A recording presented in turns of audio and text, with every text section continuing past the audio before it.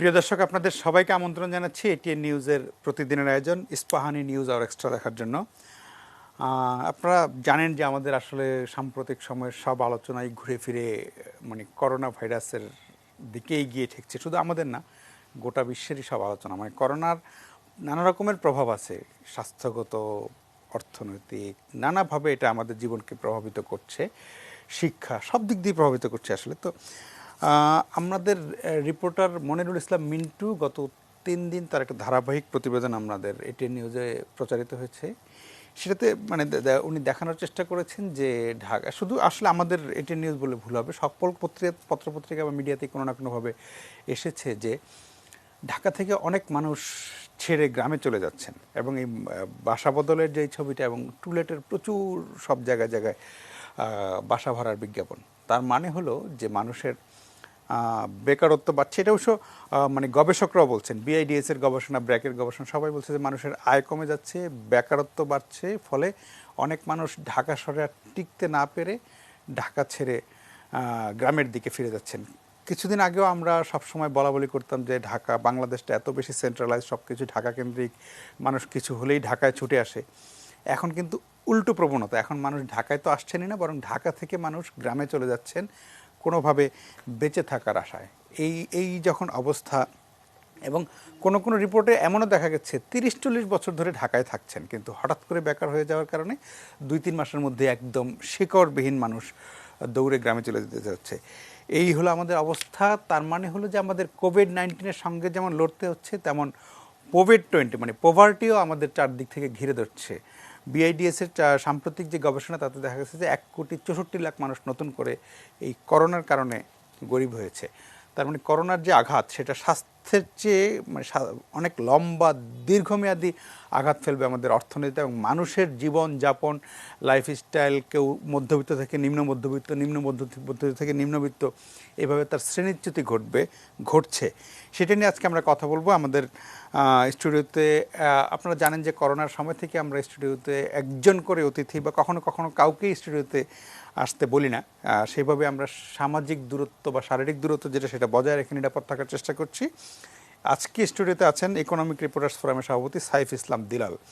আমরা যাদের সাথে সংযুক্ত হব বা যারা আমাদেরকে সময় দিবেন কষ্ট করে, আছেন চট্টগ্রাম স্টক এক্সচেঞ্জের চেয়ারম্যান এবং ঢাকা চেম্বারের সাবেক সভাপতি আসিফ ইব্রাহিম, আছেন বিআইডিএসের senior research fellow doctor Zulfiqar Ali, এবং আছেন সিনিয়র সাংবাদিক অজয় দাশগুপ্ত।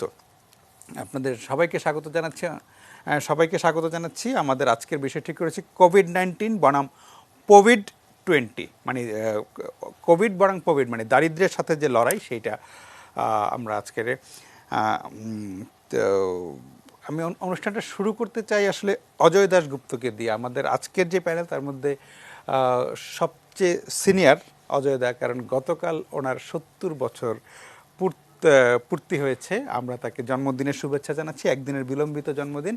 কিন্তু অজয় দা, আপনার কাছ থেকে জানা যে আপনি তো ঢাকায় অনেক লম্বা সময় আছেন। এই সময় যখন আমরা এই পত্রিকায় দেখি যে 40 বছর, 30 বছর থেকে ঢাকায় থেকে কোনো একটা মানুষ আসলে তার শিকড় গজায়নি এখানে, এখন যখন বাধ্য হয়ে 2 মাস 3 মাসের ধাক্কায় যখন তাকে ঢাকা ছেড়ে গ্রামে চলে যেতে হয়, এই যে আমাদের সমাজ, তাহলে আমরা ঢাকার প্রতি কারো ওন করার যে ব্যাপার, সেই জিনিসটা ঠিকমতো গড়ে ওঠার আগেই আমরা চলে যেতে হচ্ছে, বিচ্ছিন্ন হয়ে যাচ্ছি, চ্যুত হয়ে পড়ছি। আপনি আসলে এতদিনের সাংবাদিকতা এবং আপনার তার আগে রাজনীতি করারও দীর্ঘ অভিজ্ঞতা, এই যে ঢাকার সাথে মানুষের এই যে বন্ধন গড়ে না ওঠা, আপনার একটা মূল্যায়ন শুনতে চাই। যে ধন্যবাদ সবাইকে শুভেচ্ছা। ভালো থাকুন সবাই, সুস্থ থাকুন। এই জুলাই মাস 2020, 1968 সালে ঠিক এই জুলাই মাসে ঢাকা বিশ্ববিদ্যালয়ে ভর্তি হওয়ার জন্য আমি ঢাকায় এসেছিলাম। আমার জন্মের 1 বছর আগে। সেটা খুব আমার যারা সহপাঠী হয়েছিল সে সময় বিশ্ববিদ্যালয়ে ছাত্র ছাত্রী, এই ঠিক 2 বছর আগে আমরা আমাদের বিশ্ববিদ্যালয়ে একত্র হওয়ার অর্ধশত বছর পালন করেছিলাম আমার বাসায়। সবাই এসেছিল, সবাই তো দাদা নানি।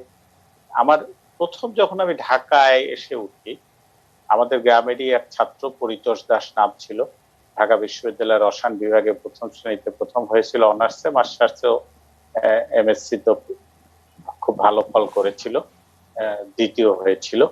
কিন্তু তার বাসায় উঠেছিলাম এবং তারপরে বিশ্ববিদ্যালয়ে চলে গেলাম। এই ঢাকা শহরটা তখন 15-16 লাখ এরকম বলা হতো আর কি। এই শহরেই মুক্তিযুদ্ধ করেছি এবং 25শে মার্চ গণহত্যা শুরুর পরে 27-28শে মার্চ থেকে পরের কয়েকটা দিন লাখ লাখ লোককে গ্রামের দিকে বের হয়ে যেতে দেখছি আর কি। এবং সেই সময় ওই দৃশ্যটা এখনকার প্রজন্ম ভাবতেও পারবে না যে ঢাকা থেকে মানুষ যাচ্ছে যেখানে সামান্যতম নিরাপত্তা আছে, অর্থাৎ আর্মি তখনো গ্রামের দিকে যায় নাই।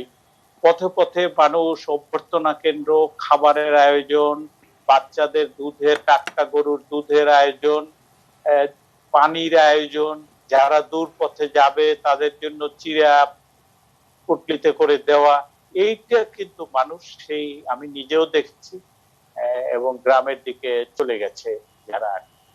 সেটা হলো একটা জায়গা ছিল। পরে স্বাধীনতা এবং স্বাধীনতার পরে অর্থনীতির বিকাশ এবং আমাদের কলকারখানার অনেকগুলো ঢাকা কেন্দ্রিক হয়েছে, বিশেষ করে পোশাক শিল্পের বিকাশ যখন হয়েছে, অন্তত ঢাকা শহরেই বোধ করি 20 থেকে 25 লাখ শ্রমিককে শহরের ভেতরেই বা শহরের গণ্ডির সঙ্গে নারায়ণগঞ্জ, গাজীপুর মিলে যদি ধরি, এটা এক ধরনের ছিল।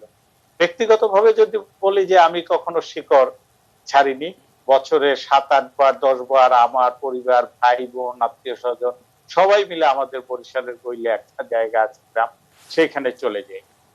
কিন্তু এই অর্থে যদি বলেন, এই যে সামনে কোরবানি আসছে, 1 মাসও এরকম সময় হয়তো হবে বা 1 মাসের কম, আমাদের বাংলাদেশে ঈদের সময় দেখা যায় যে শেকড়ে দুনিয়ায় খুব কম জায়গা আমাদের পর্যবেক্ষণে আছে যে এইভাবে বাড়ি যায়। আমি কয়েকদিন আগে একটা লেখা দেখছিলাম যে বাসা এবং বাড়ির পার্থক্য, মানে বাড়িটা হচ্ছে নিজের একেবারে ভেতরে, অর্থাৎ গ্রামের বাড়িটা হচ্ছে বাড়ি, আর ঢাকারটা বা কর্মস্থলে যেখানে থাকে সেটা এমনকি নিজের বাড়ি তৈরি করা বাড়ি, কেনা বাড়ি হলেও বা নিজের অর্থে করা গড়া বাড়ি ঘর হলেও সেটা হচ্ছে তার বাসা, আর গ্রামেরটা হচ্ছে তার বাড়ি।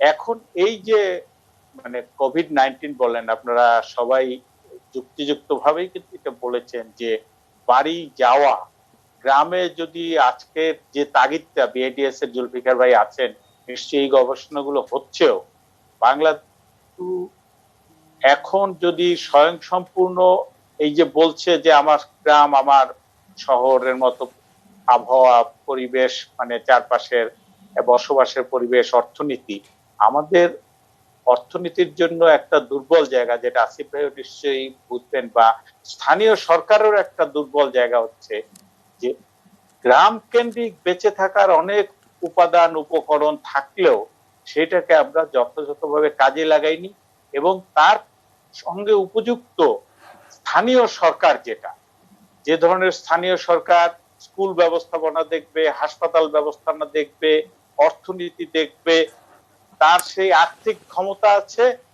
তার মানে যোগ্যতা দক্ষতা আছে যে এই স্থানীয় সরকারে যারা নির্বাচিত হয়ে আসে তারা এই সব প্রতিষ্ঠান স্কুল পরিচালনা করা, যিনি মেয়র হবেন বা ইউনিয়ন চেয়ারম্যান বা উপজেলা চেয়ারম্যান হবেন, তার এই যে শিক্ষিত জনগোষ্ঠী। আমার সময় বাইরের অফিসার বলতে আমাদের গ্রামে একমাত্র ছিল পোস্টমাস্টার একজন যেতেন, এবং যেতেন আরেকজন হচ্ছে আমাদের একটা পশু চিকিৎসার হাসপাতাল ছিল তার যে প্রধান। বাইরের শিক্ষিত লোক বলতে 2 জন। এখন কিন্তু এক একটা গ্রাম বা উপজেলা ধরে শত শত শিক্ষিত লোক কর্মসংস্থানের জন্য সেখানে আছে, উপজেলা অফিস আছে, সেখানে কর্মসংস্থানের শিল্প বা কৃষিভিত্তিক শিল্প এগুলোর আয়োজন আছে। কিন্তু স্থানীয় সরকারে যারা নির্বাচিত হচ্ছেন তারা এইগুলো পরিচালনা করার যে উপযুক্ততা, শিক্ষাগত, প্রশাসনিক দক্ষতা অনেকের ক্ষেত্রেই অনুপস্থিত। কাজে এখন যে শহর ছেড়ে যাওয়ার যে প্রবণতাটা আমি দেখছি, আমি সেটাকে ইতিবাচক হিসাবে দেখতে চাই। যদি তাদের অনেকের, যাদের ঢাকা শহরে না থেকে গ্রামে থেকেও ভালো থাকতে পারে, কর্মসংস্থানে থাকতে পারে, উপার্জনে থাকতে পারে, কৃষির বাইরেও আরো শত উপায় তার জন্য তৈরি হতে পারে, যেখানে তার ভালো কর্মসংস্থান হবে, তার সন্তানের ঢাকার বড় বড় স্কুলের মতো চট্টগ্রামের ভালো ভালো স্কুলের মতো শিক্ষার সুযোগ থাকবে, ঢাকায় ভালো হাসপাতাল যেটা আছে সেই হাসপাতালে যে ধরনের চিকিৎসা পায় কাছাকাছি ধরনের চিকিৎসা, স্বাস্থ্য সেবা এইগুলো তারা পাবে। এমন একটা আয়োজন যদি এই কোভিড-19 এবং অর্থনীতি 2020 যদি আমি ধরি, এই দিকে আমরা যাব, সেই ধরনের প্রস্তুতি আমাদের নেওয়া দরকার।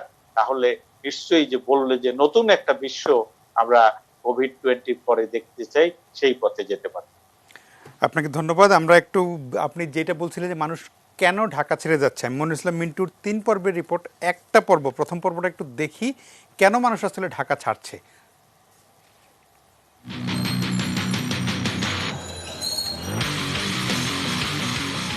শাহিনুর রহমান রাজধানীর মিরপুরে একটি বেসরকারি স্কুলের শিক্ষক। করোনায় 4 মাস স্কুল বন্ধ বেতনও। পরিবারকে আগে গ্রামের বাড়ি পাঠিয়েছিলেন, বাসা ভাড়া টানতে না পেরে এবার নিজেও গ্রামের পথে। স্টুডেন্টরাও স্যালারি না দেওয়াতে স্কুল কর্তৃপক্ষ স্যালারি দিতে পারছে না, বাধ্য হয়ে বাসা ছেড়ে দেওয়ার বিকল্প কোনো ছিল না। প্রত্যেকের ভিতরে বুক ফাটা কান্না চলছে, কিন্তু সেটা কাকে বলবে।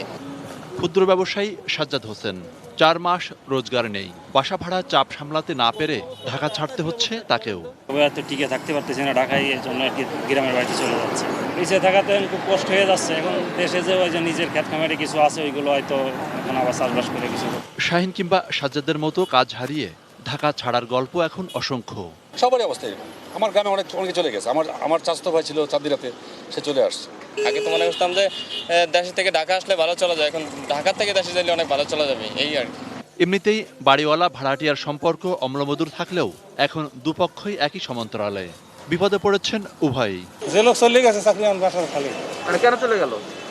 চাকরি নাই। 12টা ইউনিটের মধ্যে 2টা খালি এবং 2টা ভাড়া দিচ্ছে না। এই ভাড়াটা নিয়ে আমরা সেটা ইউটিলাইজ করতে পারছি না প্রপার টাইমে, তাই সেটা আমরাও কমিটমেন্ট লেস হয়ে যাচ্ছি অনেক জায়গায়। পরিস্থিতি ভালো হলে আবার আসতে পারে, এখন তো চলার মতো নাই আমাদের, কোনো ইনকাম নাই। আত্মীয় স্বজন যা টাকা পয়সা দেয় সেটা দিয়ে সংসার, খাবারটা কোনো রকম হয়।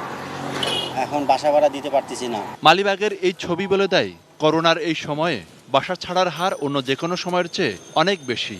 বিভিন্ন জায়গা থেকে আমরা তথ্যতে বুঝতে পারলাম যে তাদের মধ্যে থেকে 50,000 পরিবার এই ঢাকা শহর ছেড়ে দিচ্ছে। দাবি করেছি যেটা হচ্ছে 3 মাসের বাড়ি ভাড়া মওকুফ এবং বিদ্যুৎ, পানি, গ্যাস বিল, বাড়ির ট্যাক্স মওকুফ করার জন্য। কেউ খরচ কমাতে অপেক্ষাকৃত কম ভাড়ার এলাকায় চলে যাচ্ছেন। করোনার এই কঠিন বাস্তবতায় জীবিকা হারিয়ে মানুষ যেমন ঢাকা ছাড়তে বাধ্য হচ্ছেন, আবার হয়তো পরিস্থিতি স্বাভাবিক হলে জীবন এবং জীবিকার তাগিদে তারা ঢাকায় ফিরবেন। কিন্তু রাজধানীতে এই যে লাগামহীন বাসা ভাড়া বৃদ্ধি, এর কি কোনো নিয়ন্ত্রণ হবে? Monirul Islam Mintu, ATN news, Dhaka. জুলফিকার ভাইয়ের কাছে একটু জানতে চাই। জুলফিকার ভাই, কয়েকদিন আগে আপনাদের একটা গবেষণার প্রতিবেদন প্রকাশের সময় সেখানে দেখেছিলেন যে দেশের কোভিডের ধাক্কায় 1,64,00,000 মানুষ নতুন করে দরিদ্র হয়ে যাবে। এইটার কি আপনাদের সেই গবেষণার একটা প্রভাব কি এই চিত্রগুলো?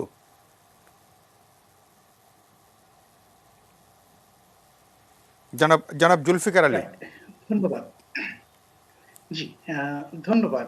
আমি প্রথমেই এটি নিউজ এবং আপনাকে ধন্যবাদ দিতে চাই আজকের যে বিষয়টি নিয়ে আলোচনার সূত্রপাত করেছেন। কোভিডের মধ্যেই আমরা আছি, কোভিডের মধ্যে বসবাস করছি, কোভিড নিয়ে বিস্তর আলোচনা হচ্ছে গত কয়েক মাস ধরেই। এর মধ্যে এই যে বিষয়টি আজকে নিয়ে আলোচনার বিষয়বস্তু নির্ধারণ করেছেন, বেসিক্যালি রিভার্স মাইগ্রেশন। আমরা জানি যে পুরো বাংলাদেশের বিভিন্ন অঞ্চল থেকে, বিশেষ করে গ্রাম থেকে শহরমুখী মানুষ হয় এবং বিশেষ করে ঢাকার দিকে মানুষের একটা স্রোত প্রতিনিয়ত আমরা দেখতে পাই। কিন্তু কোভিডের ফলে এখন আমরা দেখতে পাচ্ছি ঢাকা থেকে মানুষ পুনরায় গ্রামের দিকে চলে যাচ্ছে আর কি। এই যে reverse migration from urban to rural, এই বিষয়টি নিয়ে আজকে আলোচনা, সেদিক থেকে আমি বিশেষভাবে ধন্যবাদ দিতে চাই আর কি। খুবই উল্লেখযোগ্য একটা বিষয়। আমি যদি আমাকে একটু সময় দেন তাহলে আমি 2 সেটস অফ ইনফরমেশন দিয়ে আলোচনাটা শুরু করতে চাই আর কি। প্রথমে আপনি পভার্টির কথা বলেছেন, আমি সেই পভার্টির আলোচনায় আসবো এবং কিভাবে সেটি করা হয়েছে এবং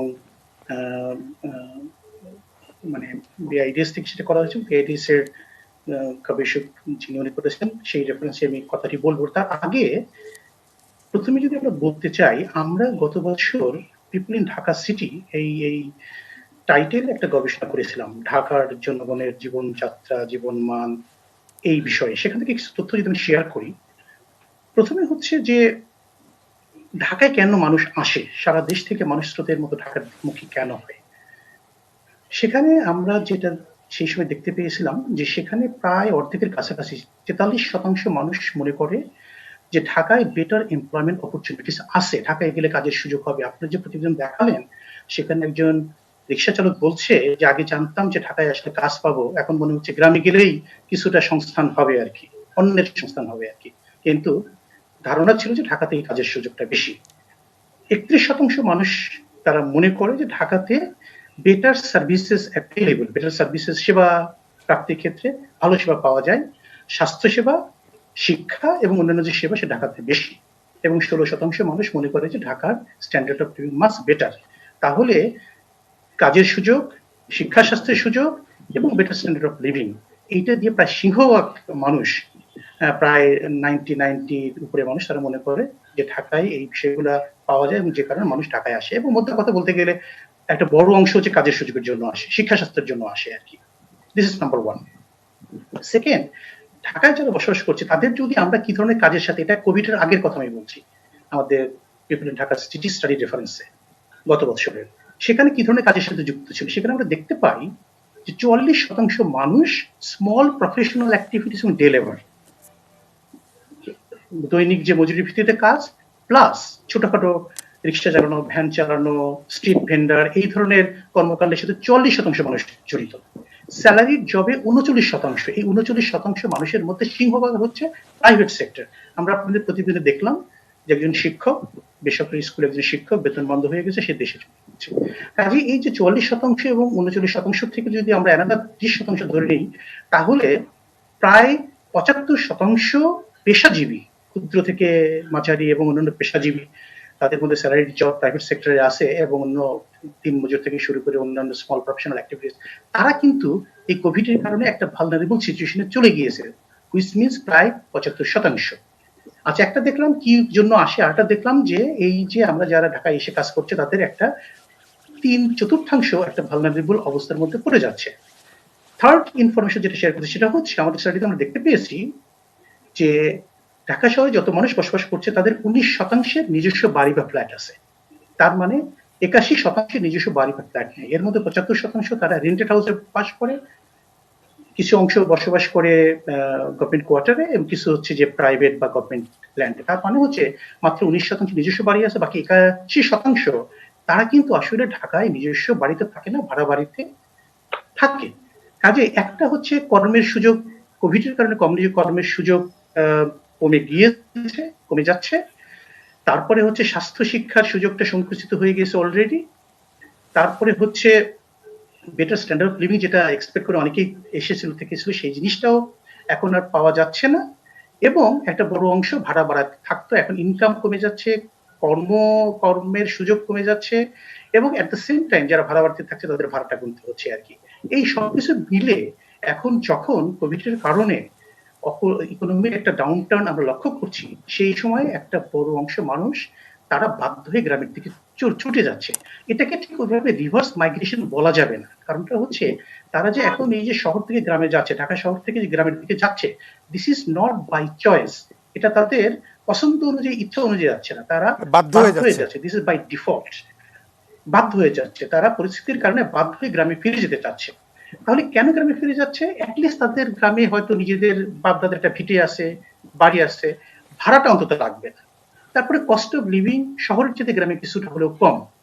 ইভেন যারা নিম্ন আয়ের, একদম নিম্ন আয়ের মানুষ, তারা সেখানে অন্তত চালটা যদি কিনতে পারে তাহলে হয়তো শাকসবজি, লবণ মরিচ কোনোভাবে জোগাড় করে ন্যূনতম যে অন্যের সংস্থান সেটা করে ফেলতে পারবে। কাজে একদিকে শহরের পরিস্থিতি, অন্যদিকে গ্রামের ভিটে মাটি, এবং তার উপর একটা বড় অংশ মানুষ, আপনি যেটা বলেন যে শেকড় কিন্তু গ্রামেই রয়ে গেছে। আমরা যখন দেখতে পাচ্ছি যে মাত্র 19% ঢাকা শহরের মানুষের নিজস্ব বাড়ি, 81% নেই, তার মানে 81% শেকড় কিন্তু কিন্তু তারা বিভিন্ন কারণে শহরে ছিল। এখন এই কোভিড পরিস্থিতির কারণে এটা বিরূপ অবস্থা তৈরি হওয়ার কারণে তারা গ্রামমুখী হচ্ছে। এটি হচ্ছে কেন তারা গ্রামের দিকে যাচ্ছে। দ্বিতীয়ত, আপনি দারিদ্র্যের কথা বলছেন, সেটি হচ্ছে বিআইডিএস এর গবেষণা পরিচালক ডক্টর বিনায়ক সেন, উনি পরিকল্পনা কমিশনের একটা কাজের অংশ হিসেবে একটা পভার্টির এস্টিমেট করেছেন আর ইম্প্যাক্ট অন পভার্টি এই কোভিড এর কারণে, এবং সেখানেও তিনি দেখিয়েছেন বিভিন্ন মাইক্রো সার্ভের ভিত্তিতে উনি ধরেছেন যে শহরে যারা লেবার ক্লাস আছে, লেবারিং ক্লাস, তাদের ইনকাম 70 থেকে 80% তাদের ইনকাম কমে গেছে, ড্রপ করছে, এবং গ্রামে যারা আছে কমে যাচ্ছে। আর গ্রামে যারা আছে সেখানে উনি ডক্টর বিনায়ক সেন বেশ কয়েকটা অল্টারনেটিভ সিনারিওতে পভার্টির ইম্প্যাক্টটা দেখার চেষ্টা করছেন। সেই অল্টারনেটিভ সিনারিওর মধ্যে আমি সংক্ষেপে বলছি যে উনি শহরের লেবারিং ক্লাসের ইনকাম 70 থেকে 80% কমে গিয়েছে বলে উনি ধরে নিচ্ছেন উনি নিজের ইচ্ছাতে না, কিছু মাইক্রো সার্ভের ডেটার ভিত্তিতে। আর গ্রামের ইনকাম কমে গিয়েছে 5 থেকে 30%, মানে একটা অল্টারনেটিভ অপশনে 5%, আর 30%। এবং এর মধ্যে উনি যেটাকে রেফারেন্স পিরিয়ড হিসেবে, রেফারেন্স ক্যাটাগরি হিসেবে ধরেছেন, যেখানে হচ্ছে 80% শহরের লেবার ক্লাসের ইনকাম ড্রপ করছে, গ্রামের 10% ড্রপ করছে, এবং সেই ভিত্তিতে উনি পভার্টির উপর যে ইম্প্যাক্টটা ডক্টর বিনায়ক সেন ক্যালকুলেট করেছেন, সেখানে আপনি শুরুতেই বলেছেন যে 16 মিলিয়ন মানে 16 মিলিয়ন পিপল নতুন করে দরিদ্র হচ্ছে। তার মানে 1,64,00,000 মানুষ নতুন করে দরিদ্র হচ্ছে কোভিডের কারণে, ইনকাম ফল করার কারণে।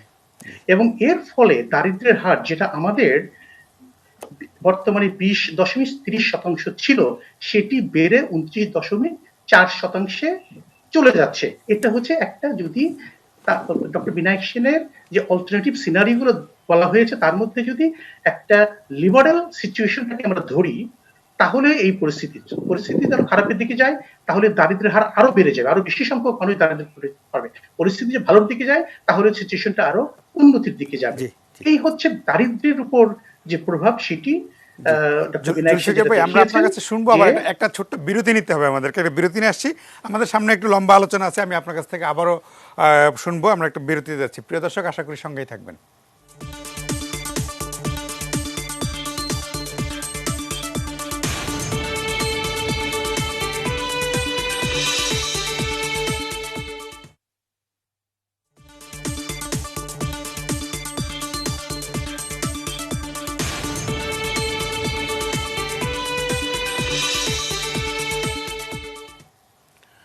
প্রিয় দর্শক, ফিরে এলাম আলোচনায়। কথা বলছিলাম আমাদের এই যে কোভিড-19 লড়াইয়ের সাথে মানে দারিদ্র্য যে ঝেঁকে বসেছে সেটা নিয়ে, এবং দারিদ্র্যের কিছু কিছু প্রভাব আমরা তোমাদের দেখতে পাচ্ছি। অনেকের আয় কমে যাচ্ছে, বেকারত্ব বেড়ে যাচ্ছে, মানুষ ঢাকা ছেড়ে গ্রামে ফিরে যাচ্ছে। ভালো, সেটা নিয়ে কথা বলছিলাম। আমাদের সাথে আছেন ইকোনমিক রিপোর্টার্স ফোরামের সভাপতি সাইফ ইসলাম দিলাল। জনাব দিলাল, আপনার কাছে জানতে চাই, আপনি তো দীর্ঘদিন ধরে এই ব্যবসা বাণিজ্য অর্থনীতি নিয়ে রিপোর্ট করে দেখছেন। এই যে মানে করোনার যে কোনোভাবেই হোক, করোনার একটা সাংঘাতিক অর্থনৈতিক প্রভাব তো পড়েছে। অনেক দিন লম্বা সময় লকডাউন ছিল, মানে সাধারণ ছুটি ছিল, সাধারণ ছুটির কারণে অর্থনীতিতে একটা প্রভাব পড়েছে। অনেক রকমের মানুষ চাকরি হারিয়েছে, ব্যবসা হারিয়েছে, ব্যবসা কমে গেছে, এখন অনেক চালু হয় না। হোটেল রেস্টুরেন্টের ব্যবসা বন্ধ, তারপরে ফুটপাতের ব্যবসা বন্ধ, অনেক রকমের ছোট থেকে বড় ব্যবসা বন্ধ। এই যে এখন যে বাস্তবতা, আমাদের যে রিপোর্টটি দেখলাম, যে মানুষ আস্তে আস্তে কিন্তু আর না পেরে গ্রামে চলে যাচ্ছে, মানে নিশ্চয়ই গ্রামে তার কোনো না কোনো একটা ব্যবস্থা আছে। এইটার মানে আপনি এই যে করোনার যে অর্থনৈতিক প্রভাবটা, এইটাকে আপনি কিভাবে দেখছেন? ধন্যবাদ প্রভাস ভাই। আমি ঠিক করোনাকে আমি আতঙ্ক হিসেবে দেখতে চাই না। আমি আপনি বলেছেন আমি মাঠের রিপোর্টার, আমি এটাকে একটা চ্যালেঞ্জ হিসেবে দেখতে চাই। চ্যালেঞ্জটা কীরকম? মানে আমরা অনেকগুলো কথা আসছে যে মানুষ গ্রামে ফিরে যাচ্ছে, আমাদের মধ্যপ্রাচ্য থেকে বিদেশ থেকে মানুষ ফেরত আসবে, আমাদের ঢাকা শহরের যে ক্ষুদ্র ব্যবসায়ীরা এরা বেকার হবে, আমাদের এসএমই খাতের চাকরি হারাবে, আমাদের ব্যাংকিং খাত থেকে চাকরি হারাবে, অনেকগুলো বিষয়। মানে আমরা আবার রপ্তানি আয় কমে যাবে, আমরা পোশাক খাতে রপ্তানি আয় কমে যাবে। পাশাপাশি এই চিত্র শুধু আমাদের জন্য না, গোটা বিশ্বে কিন্তু একই চ্যালেঞ্জ। এখন এই চ্যালেঞ্জকে কীভাবে আমরা কাজে লাগাবো, আমরা একটা সম্ভাবনা তৈরি করব, আমার সেই দিকে আপনি যদি তাকান, সেই সুযোগটা কিন্তু আমাদের সামনে আছে। মানে বিষয়টা যদি চ্যালেঞ্জ কথাটা আমাদের সামনে কেন আছে, আমরা জানেন সংকটকে সম্ভাবনায় রূপান্তরিত করা। আর চ্যালেঞ্জ মোকাবেলা করার জন্য কিন্তু বাঙালির পুরানো ইতিহাসও কিন্তু অনেক সমৃদ্ধ। আপনি যদি দেখেন 1970-এর ঘূর্ণিঝড়, 1970-এর ঘূর্ণিঝড়ে 10 লাখ লোক মারা গিয়েছিলেন। 1971-এর মুক্তিযুদ্ধ, যে একটা সশস্ত্র বাহিনীর বিরুদ্ধে যুদ্ধ করতে গিয়ে আমরা প্রায় 30 লক্ষ লোককে হারিয়েছিলাম। আপনি যদি দেখেন তারপর থেকে ঘুরে দাঁড়ানো, কত সুন্দরভাবে বাংলাদেশ ঘুরে দাঁড়িয়েছিল। বাংলাদেশের অর্থনৈতিক পুনর্গঠন বলা যায় ফাউন্ডেশনটা এখনও আমরা সেটা অনুসরণ করতে পারি, যেখানে আমাদেরকে সে মার্কিন আমাদের বড় বড় কুতুবেরা বলেছিলেন যে আমরা তলাবিহীন জুড়ে স্বাধীন হতে পারবো, কিন্তু বেঁচে থাকার জন্য কিছু টিকতে পারবো না। সে টিকেছি আমরা।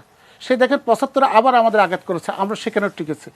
আমাদের সে টিকে থাকা দিয়ে দেখেন সর্বশেষ আমরা বিশ্ব ব্যাংক চ্যালেঞ্জ দিয়ে আমরা পদ্মা সেতু নামে একটা বিশাল কর্ম আমরা করছি।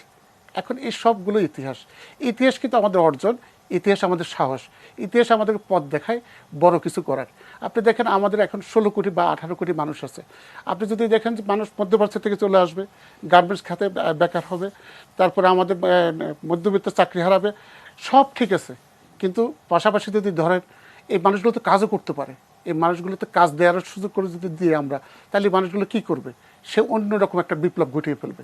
আপনি দেখেন আজকে যদি পোশাক শিল্পের কথা ধরেন, আমাদের এখন যে আসিফ ভাই আমাদের সাথে আছেন, পোশাক শিল্প একটা সময় আমরা ছিল একেবারে প্রথম প্রজন্ম যারা একেবারে নতুন উদ্যোক্তা, আজকে কিন্তু তারা দক্ষ উদ্যোক্তা, সৃজনশীল উদ্যোক্তা। আজকে যদি বলেন আমাদের পোশাক শিল্পের যে অন্য প্রতিদ্বন্দ্বী দেশের চেয়ে আমরা এগিয়ে আছে। আজকে ভিয়েতনাম যদি আমাদের প্রথম চ্যালেঞ্জ বলেন, তাদের চেয়ে আমরা এগিয়ে আছি, কারণ ভিয়েতনামের লোকজন এখনও কাজ জানে না, তারা চীনের সহায়তা করছেন। কিন্তু আমাদের একজন আসিফ ইব্রাহিম, আমরা যদি এদেরকে ধরে, এনারা একেবারে খুব দক্ষ, মানে খুব ভালো সময়ের মধ্যে আছেন। আজকে যদি ধরি আমাদের কৃষক, সে ১৬-১৮ কোটি মানুষের খাওয়ার যোগাচ্ছে কৃষক তার নিজের চেষ্টায়। সে কিন্তু একটা জমিতে যেখানে আগে ১ মণ ধান হতো, সে ৪ মণ ধান ফলাচ্ছে। আজকে যদি দেখেন আপনি ফলের দিকে তাকান, সে হাইব্রিড ফল সে কীভাবে তৈরি করছে। সে আজকে বাজারে দেখেন আনারসের কোনো কমতি নেই। নিজের অভিজ্ঞতা থেকে বলছি, আমি অর্থনীতিবিদ না, আমি খুব ভালো রিসার্চ করতে পারি নাই, আমি বলছি যেটা আমি দেখে আসছি। তো আমার সেই আপনার মনে থাকার কথা ২০০৮ সালে তত্ত্বাবধায়ক সরকার যখন ক্ষমতায়, চালের ঘাটতি দেখা দিলেন, তখন আমাদের প্রতিবেশী দেশ ভারত চাল নাই, মিয়ানমার চাল নাই, ভিয়েতনাম চাল দিবে না বলা হয়ে থাকে।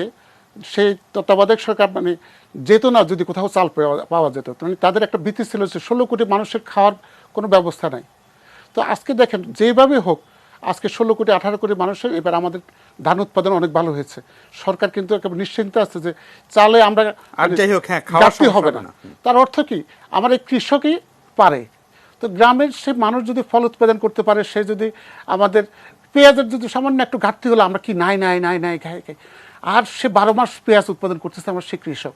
আজকে সে দেশীয় ফলের কথা বলি, আমি এখন যদি বলি আমাদের এই কৃষিজাত পণ্য কিন্তু এক্সপোর্ট হওয়া শুরু হয়েছে। প্রাণ পুরো মধ্যপ্রাচ্য কৃষিজাত পণ্য রপ্তানি করছে, সে আলুর চিপস থেকে শুরু করে টমেটোর জুস থেকে শুরু করে সে আচার পর্যন্ত।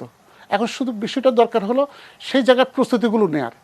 আমি বলছি না যে করোনা পুরোটাই সম্ভাবনা রূপান্তর করতে গেলে আমাদের একটা পরিকল্পনা নিতে হবে, সবাইকে পরিকল্পনা নিতে হবে। সেই পরিকল্পনা রাষ্ট্রকে নিতে হবে, সেই পরিকল্পনা আমরা গণমাধ্যমে বাদ যাব না, সেই পরিকল্পনা গার্মেন্টস মালিকও বাদ যাবে না, সেই পরিকল্পনা আমরা অংশীদার করতে হবে কৃষককে। সেই পরিকল্পনা এই যে গ্রামে কৃষকটা ফিরে যাচ্ছে, মানুষটা ফিরে যাচ্ছে, সে আমি মনে করি খুবই ভালো অবস্থায় ফিরে যাচ্ছে। কারণ সে এখানে এসে তারা যে ১০,০০০, ১৫,০০০ টাকা, ২০,০০০ টাকা বেতন চাকরি করে তার কোনো দরকার নেই। সে যদি তার আঙ্গিনায়ও কৃষিজাত পণ্য মানে চাষ করে, সেটাতে অনেক মূল্য পাবে। কারণ মানুষ তো আছে, আমাদের তো ক্রয় ক্ষমতা। আমরা আজকে যদি আমরা দেখি পোশাক শিল্পের কথা, পোশাক শিল্প আমরা বলছি যে পোশাক শিল্প ১০ পড়ে যাবে, ১০ আসবে। কেন পোশাক শিল্প ১০ আসবে কোথায়? দামি পণ্য, বিলাসী পণ্য কেনার ক্ষমতা হারাবে মানুষ। কিন্তু মানুষকে পোশাক তো বেসিক মানুষ কিনবে না। তো বেসিক পোশাক তো আমার চেয়ে কম টাকা কেউ দিতে পারবে না, কারণ আমার উদ্যোক্তা তো অনেক বেশি দক্ষ, অনেক বেশি সৃজনশীল, অনেক বেশি অভিজ্ঞ। পাশাপাশি আমাদের সে কম দামের শ্রম আছে। এখন আমাদের সরকারকে প্রস্তুতি নিতে হবে যে কিভাবে আমার উদ্যোক্তা সংকটকে কিভাবে সম্ভাবনায় রূপান্তর করা যায়। খুবই ভালো বলেছেন। আমি আসিফ ইব্রাহিমের কাছ থেকে শুনে আসি। আসিফ ভাই, আমরা অনেকের কাছ থেকে মানে আমাদের ৩ জন অতিথির কাছ থেকে শুনলাম, এখন যেখানে সাইফ ইসলাম দিলাল গিয়ে ঠেকলেন যে অনেক চ্যালেঞ্জ আছে, অনেক সংকট আছে, কিন্তু সংকটকে সম্ভাবনায় রূপান্তরের সুযোগও আছে। সেই সুযোগটা আমরা কাজে লাগাতে পারবো কিনা সেটা নিয়ে এখন আলোচনাটার মোড়টা উনি ঘুরিয়ে দিয়েছেন।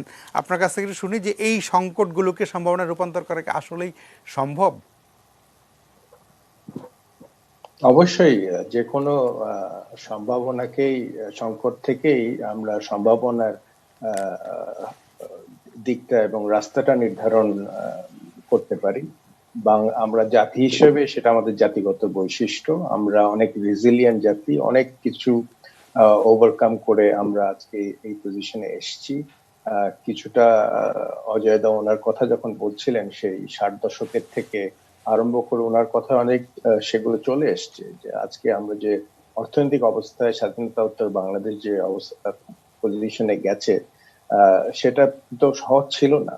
এর ভেতরে কত প্রাকৃতিক দুর্যোগ আমাদের ফেস করতে হয়েছে, কত ইকোনমিক চ্যালেঞ্জেস আমাদের ফেস করতে হয়েছে। একসময় যখন আমাদের রপ্তানি নির্ভর শিল্পের উপর ভিত্তি করে অর্থনীতির ভিত্তি আমরা স্থাপন করতে শুরু করলাম, সেই সময় মনে আছে আপনাদের সেই যে কোটা যখন অ্যাবলিশ হয়ে গেল, তখন তো সবাই বলেছিল যে একসময় বাংলাদেশের রেডিমেড গার্মেন্টস সেক্টর শেষ হয়ে যাবে, কোটা মুক্ত বিশ্বে। কই, সেটা তো হয়নি, আমরা ঘুরে দাঁড়িয়েছি।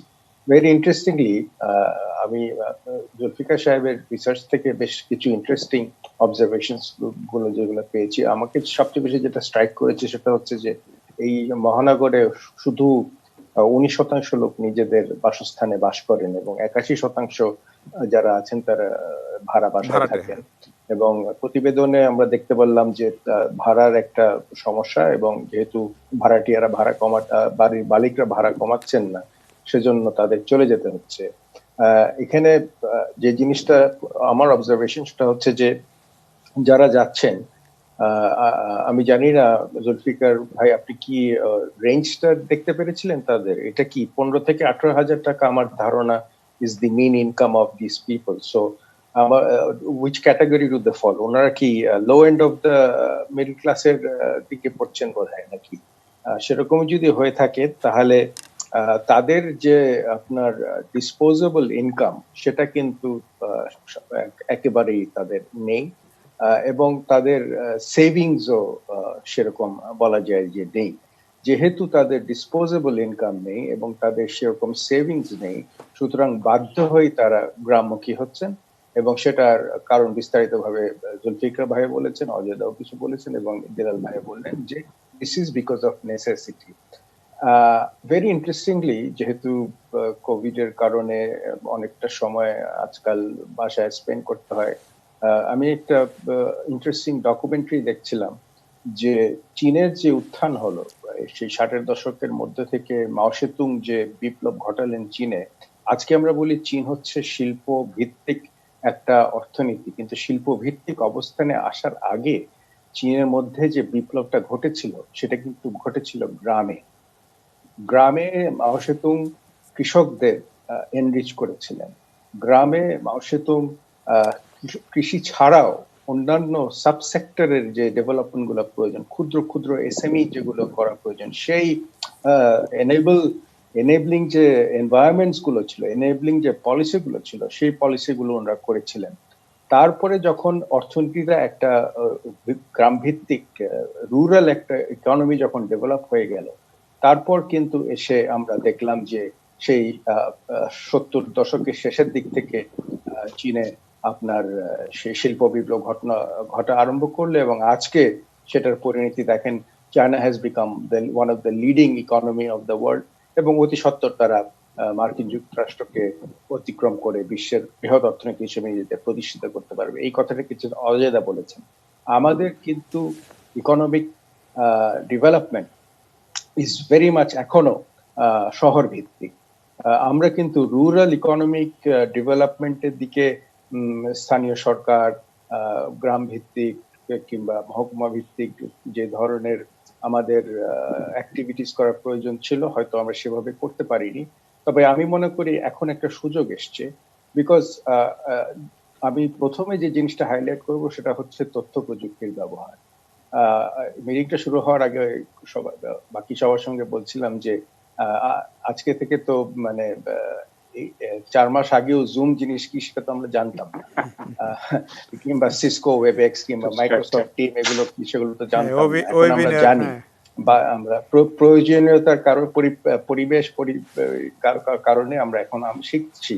সুতরাং আমাদের যে ইউনিয়ন ভিত্তিক ডিজিটাল সেন্টার গুলো গড়ে তোলা হয়েছে ডিজিটাল বাংলাদেশের আওতায়, যে নেটওয়ার্কটা তৈরি হচ্ছে, আমি মনে করি এইটাকে আমাদের সবচেয়ে বেশি ইউজ করা প্রয়োজন। আমরা জানি আমাদের দেশে প্রচুর ফ্রিল্যান্সার আছে যারা বাইরে কাজ করে, ওডেস্ক এবং বিভিন্ন প্রতিষ্ঠানের জন্য কাজ করে, এবং তারা প্রচুর পরিমাণে বৈদেশিক মুদ্রা অর্জন করে, যেটা কিন্তু অফিসিয়ালি রেকর্ডেড হয় না, সেখানে কিন্তু একটা অপরচুনিটি আছে। আরেকটা জিনিস, ওই দিন একটা ওয়েবিনার ছিল, সেই ওয়েবিনারে আমাদের জনশক্তির দপ্তরের একজন উচ্চপদস্থ কর্মকর্তা ছিলেন। উনি বলছিলেন যে বিদেশ থেকে যে সমস্ত আমাদের কর্মীরা, ভাই এবং বোনেরা ফেরত আসছেন, তাদের প্রথমে একটা ডাটাবেস তৈরি করা হবে এবং সেই ডাটাবেসের ভিত্তিতে তাদেরকে সরকার থেকেই প্রত্যেককে 5 লক্ষ টাকা করে দেওয়া হবে to set up any kind of small business. আমি মনে করি এটা খুব পজিটিভ একটা উদ্যোগ। এই উদ্যোগের মাধ্যমে হয়তো আমরা আরো অনেক ক্ষুদ্র ক্ষুদ্র স্মল এসএমইজ এন্টারপ্রেনিয়ার্স তৈরি করতে পারবো, কিন্তু তাদেরকে এনেবল করার জন্য যে সমস্ত পলিসিগত সহায়তা তাদেরকে দেওয়া প্রয়োজন, সেটা কিন্তু আমাদের দিতে হবে। এই যে আমাদের যখন আমরা এই প্যান্ডেমিক যখন শুরু হলো, তারপর মাননীয় প্রধানমন্ত্রী প্রথম থেকেই নেতৃত্ব দিয়ে আসছেন এবং আমরা দেখলাম যে উনি একটা ওভারঅল একটা স্টিমুলাস প্যাকেজ ঘোষণা করলেন, 30,000 কোটি টাকা বৃহৎ শিল্পের জন্য এবং 20,000 কোটি টাকা এসএমইর জন্য। কিন্তু দুঃখের বিষয়, এসএমইর যে 20,000 কোটি টাকা বরাদ্দ দেওয়া হলো, যেটার 4.5% ইন্টারেস্ট বিয়ার করবে এসএমই এবং 5% ইন্টারেস্ট বিয়ার করবে সরকার, 20,000 কোটির মধ্যে মাত্র আমাদের কাছে যে লাস্ট খবর এসছে, মাত্র 80 কোটি টাকার মতো মাত্র বরাদ্দ হয়েছে।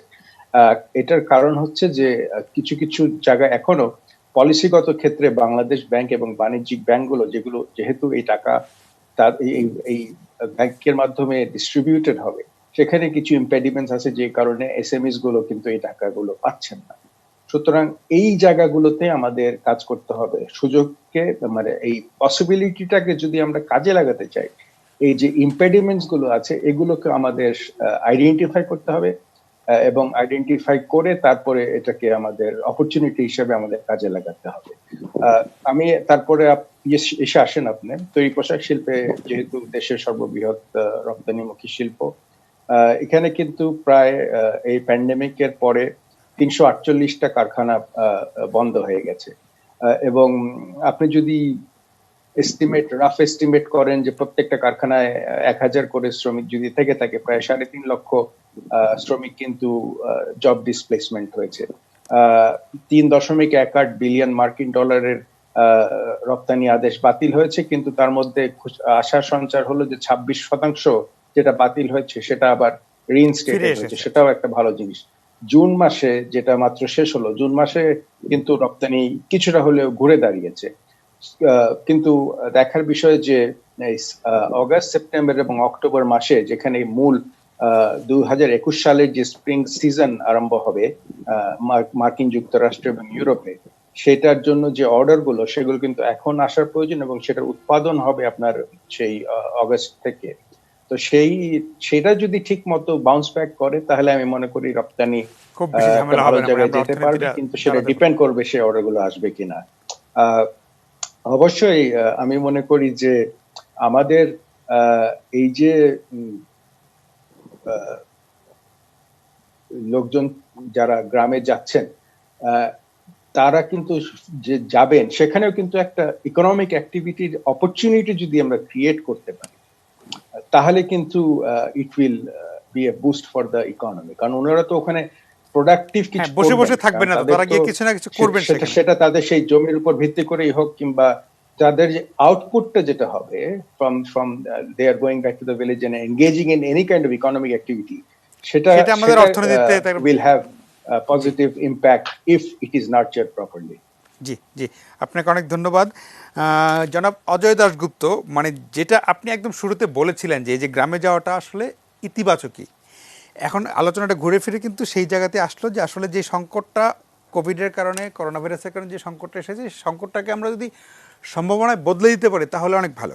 কিন্তু একটা সমস্যা যেটা, ধরুন অনেক লোক যারা দীর্ঘদিন ঢাকায় ছিল, ঢাকার জীবনে অভ্যস্ত হয়ে, সে কি আবার গ্রামের জীবনে গিয়ে গ্রামের অর্থনীতির সাথে বা গ্রামের কাজের সাথে, গ্রামে গেলে তাকে যে ধরনের কাজের সাথে সম্পৃক্ত হতে হবে, চাষবাস, মাছ চাষ, খেতে কাজ করা ইত্যাদি, সেটার সাথে মানে মানিয়ে নিতে পারবে কিনা, সেই জায়গাটা একটু বোঝার চেষ্টা করা যায় কিভাবে, মানে এই ঢাকা এবং গ্রামের যে পার্থক্যটা, সেটা সে এই গ্যাপটা মেটাবে কিভাবে।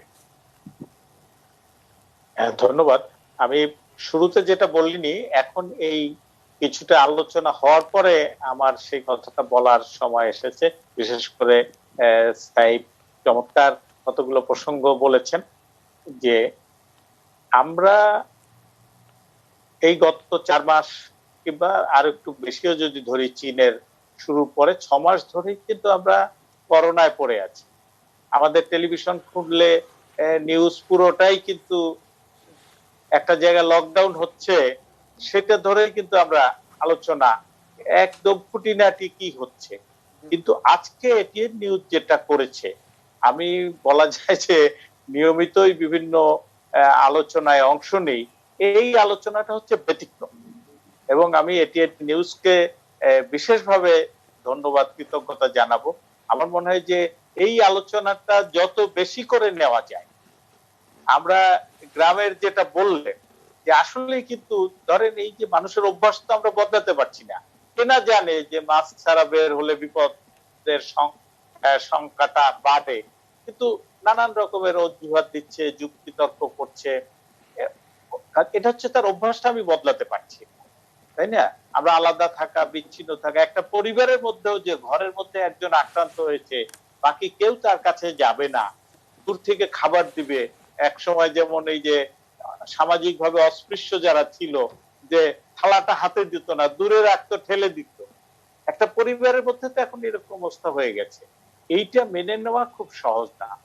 কিন্তু আমরা অবশ্যই যে গ্রামের সম্ভাবনাগুলো আসিফ ভাই বললেন, জুলফিকার আলী বা আমাদের সাইব বলছিলেন, যে এখন এই গ্রামের অর্থনীতি যদি ধরেন সবাই মিলে গ্রামে লেগে গেল, গ্রামে মাননীয় প্রধানমন্ত্রী বলছেন 1 ইঞ্চি জমিও খালি রাখা যাবে না, কৃষিতে কিছু প্রণোদনাও দিচ্ছেন, কিন্তু এই উৎপাদনটা ঘুরে ফিরে কিন্তু তার বাজারজাত করার জন্য আসতে হবে শহর। বড় জায়গা কিন্তু শহর, বড় জায়গা শুধু বাংলাদেশের শহরে না, বাংলাদেশের বাইরেও। এই যে আগামী 6 মাস বাংলাদেশ ইউনিক দেশ, জাতিসংঘের এই যে খাদ্য কৃষি সংস্থা ফাও বলছে যে আগামী 6 মাস বাংলাদেশের খাবার নিয়ে চিন্তা নেই, এবং 25 লাখ টনের বেশি খাবার বাংলাদেশে বাড়তি আছে, যেটা চাইলে এক্সপোর্ট করা যায়। এই যে গ্রামের মানুষ কৃষিতে প্রণোদনা, আমার মনে হয় যে মৎস্যতে আরো বেশি নজর দেওয়া উচিত। কারণ এই ক্ষুদ্র ক্ষুদ্র যে বাড়িতে বাড়িতে পুকুর বা অন্যান্য চাষাবাদের সুযোগগুলো, সেইটা কিন্তু উৎপাদনটা বাড়ানোর জন্য কৃষির বিভিন্ন খাতে যে প্রণোদনা দেওয়া হয়েছে, মাছের সেটাতে এখন পর্যন্ত দেওয়া হয়নি। এবারের বাজেটে এই খাতটা বলা যায় এখন পর্যন্ত অবহেলিত রয়ে গেছে। সমুদ্রে মাছের যে সম্ভাবনা, সেটাও একটা আমাদের ভেবে দেখার ব্যাপার। কারণ এই আমাদের দেশি জাতের মাছ কিন্তু হচ্ছে প্রবাসী বাংলাদেশের জন্য যদি রপ্তানি করে, আর সমুদ্রের মাছ আর চিংড়ি যেটা, এই দুইটা হচ্ছে কিন্তু উন্নত বিশ্বের বড় বাজারের জন্য। এইসব জায়গা নজর দিতে। এবং আমি যেটা বলবো যে ঘুরে দাঁড়ানো গ্রামে, চাইলেই কিন্তু গ্রামে গিয়ে উৎপাদন হয়তো নিজের চলার জন্য পারবে তৈরি করতে, বাইরের বাজারের জন্য এবং দেশের অন্য শহরের বাজারের জন্য কিন্তু এই ছোট ছোট জায়গা দিয়ে হবে না। খুব ভালো লক্ষণ আছে, যেমন এই কোরবানি নিয়ে আপনারা দেখাচ্ছেন যে কত খামার, আমাদের কিন্তু জানাও ছিল না যে 5,000, 7,000, 10,000 গরু তারা শুধু নিজেরা যে নিজের খামারে আছে তা না, অন্য খামার থেকে এনে কোরবানির জন্য জবাই করার মতো পরিবেশ করে মাংস সরবরাহ করার মতো একটা জায়গায় চলে গেছে। এই জায়গাগুলো আমি যেটা শেষ করব এখানে, যে আমাদের কৃষক কিন্তু একটা ভালো পথ দেখাচ্ছে। সেই পথটা কিন্তু এখনো আমাদের শিল্পপতিরা, বড় উদ্যোক্তারা, ব্যাংকাররা, তারা কিন্তু সরকারমুখী হয়ে আছে। কৃষক কিন্তু ওই অর্থে সরকারমুখী নাই, যারা আগামী 6 মাস আমাদের 18 কোটি লোকের জন্য পেটের ভাত নিশ্চিত করে আরো 25 লাখ টন বাড়তি উৎপাদন করে রেখেছে। আমাদের শিল্পপতিরা কিন্তু এখনো কি কি নাই, কি কি অভাব অনটন, তার কি কি খাতে তার ভর্তুকি দরকার, প্রণোদনা দরকার, ওই জায়গাটায় পড়ে আছে। আমাদের অর্থনীতিবিদরাও কিন্তু বিপদের দিকটা বেশি দেখাচ্ছেন, যেটা সাইদ বললেন যে বিপদের দিকটা যেমন দেখাবো, সম্ভাবনার জায়গাটা আমি তুলে ধরবো। কেউ কেউ বলছেন যে বড় প্রজেক্ট গুলো বাদ দেওয়া হোক, কিন্তু বড় প্রজেক্ট গুলো তো হচ্ছে অবকাঠামো প্রজেক্ট। এটা বিদ্যুৎ আছে, যোগাযোগ আছে, পদ্মা সেতু আছে। এখন যদি পদ্মা সেতু থাকে, আগামী 1 বছরের মধ্যে আশা করি হয়ে যাবে, তখন কিন্তু ঢাকা শহরের মধ্যে তৈরি পোশাক শিল্পের একটা সমাবেশ ঘটানোর দরকার পড়বে না। আমরা এইগুলাকে বাইরে পাঠিয়ে যে কোনো জায়গায়, যে কোনো বাংলাদেশের যে কোনো প্রান্তে বসে পদ্মা এবং যমুনায় বঙ্গবন্ধু সেতুর মাধ্যমে আমরা যে কোনো জায়গায় উৎপাদন করে আমরা চট্টগ্রাম বন্দরে পৌঁছে দিতে পারবো। আমাদের এবং সবচেয়ে কিছুর উপরে আমি বলবো যে আমাদের যা কিছু বিনিয়োগ, যা কিছু অর্থনৈতিক কর্মকাণ্ড, এইটার প্রধান লক্ষ্য হতে হবে কর্মসংস্থান, নতুন কাজের সুযোগ সৃষ্টি করা, এবং যেখানে শ্রমঘন জায়গাটা সেই জায়গাটায় বেশি করে গুরুত্ব দিতে হবে। এবং একটা এরকম সময় আমি বলবো যেমন পাট শিল্প নিয়ে সরকার একটা চরম ঝুঁকির মতো জায়গা নিয়েছে। আমাদের ধনবানরা খুশি যে তারা এই পাট শিল্প যদি বন্ধ হয়ে যায় সেই জায়গার জমি তাদের হাতে চলে আসবে। তারা ঋণ খেলাপিরাও চাইবে আর এক ব্যাংক থেকে ঋণ নিয়ে এই পাট শিল্প তাদের নিয়ন্ত্রণে দেওয়া যায়। কিন্তু কর্মসংস্থানের জন্য যে ঝুঁকিটা এখন নতুন করে যেন কোনোভাবে তৈরি না হয়, বরং ছোট ছোট উদ্যোগ নিয়ে, যেটা আসিফ বললেন যে আসিফ ইব্রাহিম ভাইয়ের, যে ছোট ছোট উদ্যোগকেও আমাদের প্রণোদনা দিতে হবে এবং এইখানে কোনোভাবেই যেন আমলাতান্ত্রিক জটিলতা না হয়। তাহলে মানুষ যে গ্রামে যাচ্ছে সেই গ্রামে গিয়েও সে স্থিত হতে পারবে। আর যারা গ্রামের, সবাই তো শহরে থাকলে অর্থনৈতিক কর্মকাণ্ড, প্রশাসনিক কর্মকাণ্ড, আইন শৃঙ্খলা বাহিনী যা কিছুই গ্রামে বৃদ্ধি করি না কেন, এই জায়গাগুলো কিন্তু অব্যাহত থাকবে। এই দিকটাও যেন নজর, যে যে সমস্যাগুলো তৈরি হচ্ছে, আমরা যেন গ্রামকে কেন্দ্র করে বাড়তি নজর দিতে গিয়ে এই শহরে যে 30 লাখের বেশি ঢাকা শহরে গার্মেন্টস এর আশপাশে কাজ করে, এই জায়গাগুলো তো রাতারাতি ভেঙে যাবে না। আমাদের শিক্ষা বা স্বাস্থ্য ব্যবস্থা ঢাকা কেন্দ্রিক, বা প্রশাসন বা পুলিশের সমাবেশ ঢাকায়, সেনাবাহিনীর বেশিরভাগ ঢাকায়, আমাদের এই বিজিবি বেশিরভাগ ঢাকায়, এই জায়গাগুলো যাতে ভেঙে না পড়ে সেটার জন্য কিন্তু আমাদের নীতি নির্ধারকদের নজর দিতে হবে। জি জি, অজয় দা, আপনাকে ধন্যবাদ। আমরা আরেকটা বিরতিতে যাচ্ছি, বিরতির পরে আবার আলোচনায় ফিরবো। প্রিয় দর্শক, আশা করি সঙ্গেই থাকবেন।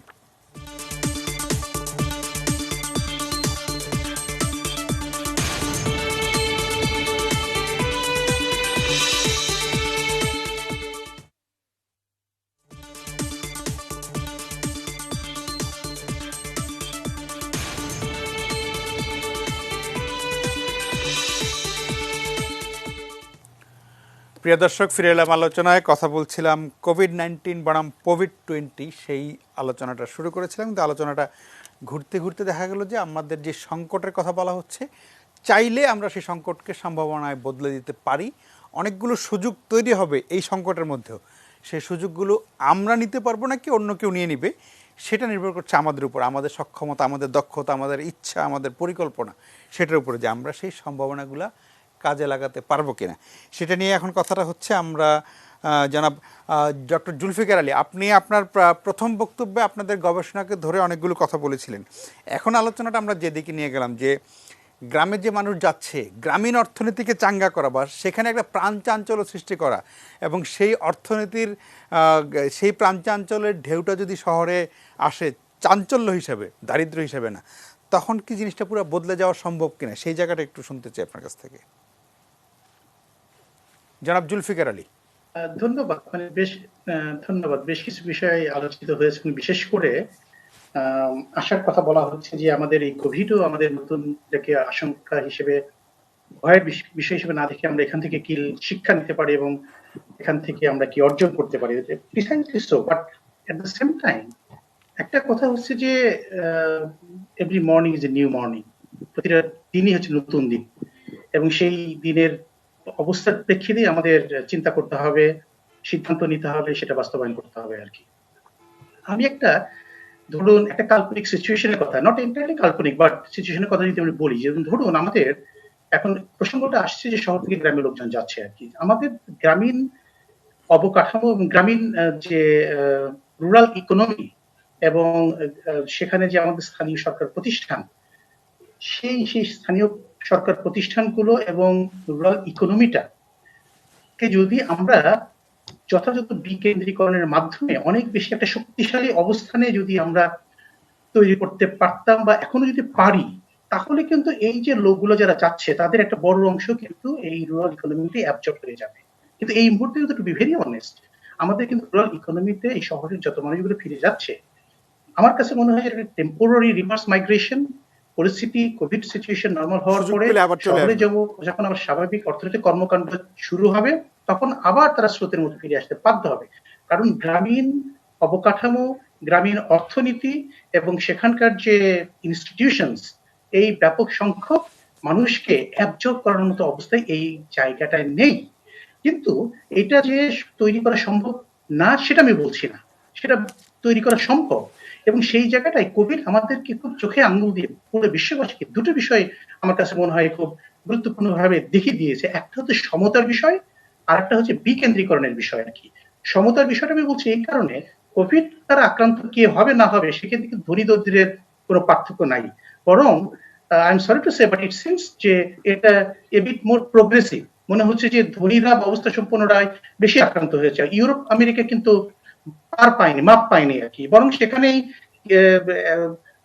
আক্রান্তের হার বেশি, ক্যাজুয়ালিটিও বেশি তুলনামূলকভাবে sub Saharan Africa, even south এশিয়ার কথা তুলে দিতে পারবেন। আমাদের এখানে অবস্থা সম্পন্ন লোকরা কি করে, খুব সহজে অসুস্থ হলেই চলে যায়, এখানে বিপদ দেখলে হয়তো ইউরোপ আমেরিকা, যে সিঙ্গাপুর, মালয়েশিয়া চলে যায়। এবার কিন্তু সেই ঘটনা ঘটেনি, কারণ সেখানকার অবস্থাও ভালো না আর কি। কাজে একটা হচ্ছে যে ধনী দরিদ্র বিভিন্ন দেশ এবং ব্যক্তির বিরুদ্ধে নির্বিশেষে এটা হচ্ছে আর কি। আচ্ছা, আর আরেকটা বিষয় হচ্ছে যে বিকেন্দ্রীকরণ আমরা বলছেন। এখন তো ধরুন সোশ্যাল ডিস্টেন্সিং এর কথা বলছি, আইসোলেশনের কথা বলছি। আমরা যদি এই যে আমি একটু আলোচনা করছিলাম, আপনারা যথার্থই প্রত্যেকেই পয়েন্ট আউট করেছেন যে শহরমুখী, শহর কেন্দ্রিক সব সুযোগ সুবিধা, কর্মের সুযোগ বলেন, শিক্ষার সুযোগ বলেন, স্বাস্থ্য ব্যবস্থা বলেন, শহর কেন্দ্রিক, ঢাকা কেন্দ্রিক, তাহলে এটাকে যদি আমরা একদম অঞ্চল ভিত্তিক, বিভাগীয় শহর, জেলা শহর, উপজেলা এবং আমাদের দীর্ঘদিনের যে এইজ ওল্ড ইউনিয়ন পরিষদ একটা প্রতিষ্ঠান আছে, স্থানীয় সরকার প্রতিষ্ঠান, সেখানে ইউনিয়ন পরিষদ আন্ডারে আমাদের কমিউনিটি ক্লিনিক আছে, union health and family welfare centre আছে এবং অনেক কিছু ইনস্টিটিউশন সেখানে আছে। সেইগুলোকে যদি আমরা যথাযথভাবে শক্তিশালী করে এবং রুরাল ইকোনমিকে আমরা শক্তিশালী করে যদি দাঁড় করাতে পারতাম, তাহলে কিন্তু মানুষ ঢাকামুখী হতো না, শহরমুখী হতো না। এবং আজকে কোভিড সিচুয়েশন মোকাবেলায়, এই ধরনের প্যান্ডেমিক মোকাবেলায় কিন্তু আমরা আরেকটু ভালো অবস্থায় থাকতাম। আমাদের জোর করে এই যে লকডাউন এনফোর্স করার মতো যে বাঁশ দিয়ে বেড়া দিয়ে আটকাতে হতো না, কারণ এই পুরো বাংলাদেশটা ছোট হলেও এখানে যে 64টা জেলা এবং উপজেলায় লোকজন, একটা বড় অংশ লোকজন নিজস্ব অঞ্চলে থাকতো, কাজের মধ্যে থাকতো, সেখানে তারা শিক্ষা স্বাস্থ্য সেবা পেত। কিন্তু এখন হচ্ছে যে কাজের জন্য লিমিটেড কিছু জায়গায় আসতে হয়, পরিস্থিতি খারাপ হলে সেখান থেকে আবার ফিরে চলে যেতে হয়, আবার পরিস্থিতি স্বাভাবিক হলে ফিরে আসবে, আবার ফিরে যাবে, এই যে আসা যাওয়ার একটা অবস্থা। ভাসমান অবস্থার কি দিয়ে কাজে এই এখান থেকে আমার মনে হয় যে আমি যে বিকেন্দ্রীকরণের কথাটা বললাম, এখান থেকে আমাদের একটা বড় লেসন হতে পারে যে আজ থেকে হয়তো আমরা কিভাবে আমাদের শুধুমাত্র শহর কেন্দ্রিক বা ঢাকা চিটাগং কেন্দ্রিক উন্নয়নের জায়গায় আমরা এই উন্নয়নের কেন্দ্রটাকে ছড়িয়ে দিতে পারি সারা দেশে। আমরা কিভাবে সেবা প্রতিষ্ঠানগুলো, শিক্ষা স্বাস্থ্য সহ উন্নয়ন সেবা প্রতিষ্ঠানগুলোকে সারা দেশে এবং উপজেলা পর্যায়ে পর্যন্ত ছড়িয়ে দিতে পারি, যাতে করে মানুষ চিন্তা করবে না যে আমার ঢাকায় না গেলে আমার বেটার লাইফ হবে না আর কি। কিভাবে মানুষ চিন্তা করবে যে তার গ্রামে, গ্রামের কাছাকাছি জায়গাটা বেটার লাইফ চিন্তা করতে পারে। আমি একটা আমাদের ঢাকা স্টাডির একটা রেফারেন্স বলি। তাদেরকে ঢাকার মানুষকে জিজ্ঞেস করা হয়েছিল, ঢাকায় যে সুযোগ সুবিধা আপনারা পান, আপনাদের গ্রামে যদি, আপনার জেলা শহর বা উপজেলায় বা গ্রামে যদি একই ধরনের সুযোগ সুবিধা পান, তাহলে আপনি গ্রামে ফিরে যাবেন। 53% মানুষ বলেছে হ্যাঁ ফিরে যাবে, 47% বলেছে ফিরে যাবে না। তার মানে হচ্ছে যে আপনি যে অভ্যস্ততার কথা বললেন, শহরে লাইফের অভ্যস্ততা, মানে হাফ তারা বলছে না এখানে তারা এসে মোটামুটি অভ্যস্ত হয়ে গেছে, এখানে থাকতে চায়। কিন্তু অ্যানাদার হাফ তারা মনে করে, বিশ্বাস করে যে গ্রামে যদি সেই সুযোগ সুবিধা পায়, ঢাকার বাইরে যদি সেই সুযোগ সুবিধা পায়, তারা সেখানে ফিরে যাবে আর কি।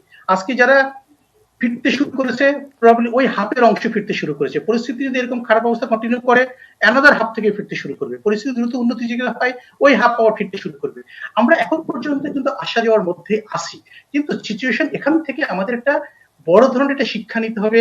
সেই শিক্ষাটা হচ্ছে, প্রথম কথা আমি যেটা বলতে চাই সেটা হচ্ছে অঞ্চল ভিত্তিক, এলাকা ভিত্তিক একটা উন্নয়নের মডেল এবং স্থানীয় সরকার প্রতিষ্ঠানের একটা যথাযথ বিকেন্দ্রীকরণ এবং সেই স্থানীয় সরকার কাঠামোকে শক্তিশালী করা এবং উন্নয়নটাকে একদম গ্রামে। মাননীয় প্রধানমন্ত্রী উদাহরণ রেফারেন্স এখানে চলে আসছে, উনি বলেছেন যে প্রত্যেকটা গ্রামকেই একটা উন্নয়নের কেন্দ্রের ভিতরে পরিণত করতে হবে, প্রত্যেকটা গ্রামকে একটা শহর বানিয়ে ফেলতে হবে।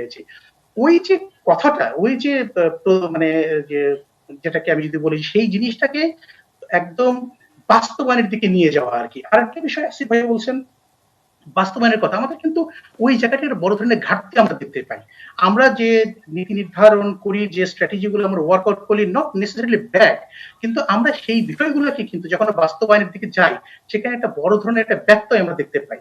যে ঠিক আছে, পলিসিতে বা স্ট্র্যাটেজিতে একটা জিনিস থাকলো, সেটা যথাযথভাবে বাস্তবায়নে দেখতে অনেক ধরনের গ্যাপস এবং ল্যাবস আমরা দেখতে পাই। আপনি দেখেন, এই যে কোভিডের প্রেক্ষিতে বিশেষ করে দরিদ্র, হতদরিদ্র মানুষের জন্য যে প্রণোদনা দেওয়ার বিষয়টা, সোশ্যাল সেফটি নেট প্রোগ্রামের আন্ডারে নিয়ে আসা, এখন পর্যন্ত সোশ্যাল সেফটি নেট প্রোগ্রামের মধ্যে অনেক বড় ধরনের একটা লিকেজ বিদ্যমান। আমরা কিন্তু যথাযথভাবে সেই আমরা 5 বছর আগে ন্যাশনাল সোশ্যাল সিকিউরিটি স্ট্র্যাটেজি আমরা তৈরি করেছি, এখন পর্যন্ত সেই জিনিসটা কিন্তু আমরা বাস্তবায়নে নিয়ে আসতে পারিনি যথাযথভাবে। যদি আমরা নিয়ে আসতে পারতাম, যদি স্থানীয় সরকার প্রতিষ্ঠানগুলোকে যথেষ্টভাবে শক্তিশালী করে ইনভলভ করতে পারতাম, স্থানীয় পর্যায়ের স্বাস্থ্যসেবা প্রতিষ্ঠানগুলোকে যদি আমরা ওয়েল ইকুইপড করতে পারতাম, তাহলে কিন্তু আজকে কোভিড মোকাবেলাটা আরেকটু ভালোভাবে হয়তো আমরা করতে পারতাম। এবং এই যে রিভার্স মাইগ্রেশনের যে বিষয়টা, মানুষকে অ্যাবজর্ব করার বিষয়টা, রুরাল ইকোনমি এবং এগ্রিকালচার আরো ভালোভাবে করতে পারতো। লাস্ট একটা বিষয় আমি শেষ করতে চাই, সেটা হচ্ছে আরেকটা বিষয়, কিন্তু এটা আমাদের দেশের প্রেক্ষিতে বিশেষ করে আমাদের যে মনে রাখার বিষয়, সেটা হচ্ছে আমাদের যে কৃষি, আমাদের যে গ্রামীণ অর্থনীতি, সেটি মূল জায়গা। যখন আমরা শহরে আসছি ভালো জীবনের আশায়, যখন বিপদ দেখছি আবার কিন্তু গ্রামে ফিরে যাচ্ছি। আপনারা কৃষি উৎপাদনের কথা বলছেন, খাদ্যের যোগান কে দিবে? কৃষি দেবে। এই মানুষগুলোকে অ্যাবজর্ব কে করবে? রুরাল অর্থনীতি করবে।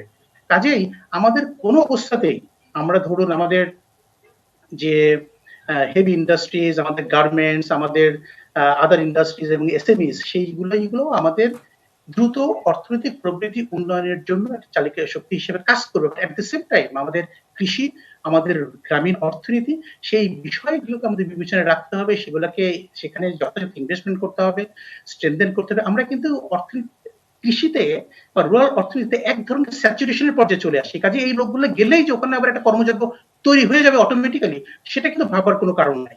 এই লোকগুলোকে অ্যাবজর্ব করে যথাযথভাবে তাদেরকে দিয়েও কাজ করিয়ে নেওয়ার জন্য, রোল ভাইব্রেন্ট করার জন্য সেখানে কিন্তু আমাদের মনোযোগ দিতে হবে, আমাদেরকে সেখানে বিনিয়োগ করতে হবে, যথাযথভাবে কার্যকর ব্যবস্থা নিতে হবে। সেটা যদি করতে না পারি, তাহলে যে তিমিরে আমরা সেই তিমিরে থেকে যাব।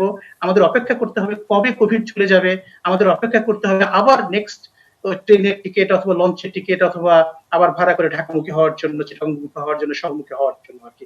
কাজে কোভিড থেকে আমাদের বেশ কয়েকটা বিষয় শিক্ষা নেওয়ার আসে, বিকেন্দ্রীকরণ একটা বিষয়, আর একটা হচ্ছে ইনস্টিটিউশনগুলো স্ট্রেনথেনিং একটা বিষয়, আর একটা হচ্ছে যে যথাযথ বাস্তবায়ন। আমরা যে নীতি নির্ধারণ করি কেন, যে প্রকল্পগুলো নিয়ে কেন, যে স্ট্র্যাটেজিগুলো নিয়ে কেন, সেগুলা effective implementation is very important. জি, জুলফিকার ভাই, আপনাকে ধন্যবাদ। আমরা একটা বিরতি যাচ্ছি, বিরতির পরে আবার আলোচনায় ফিরবো। প্রিয় দর্শক, আশা করি সঙ্গেই থাকবেন।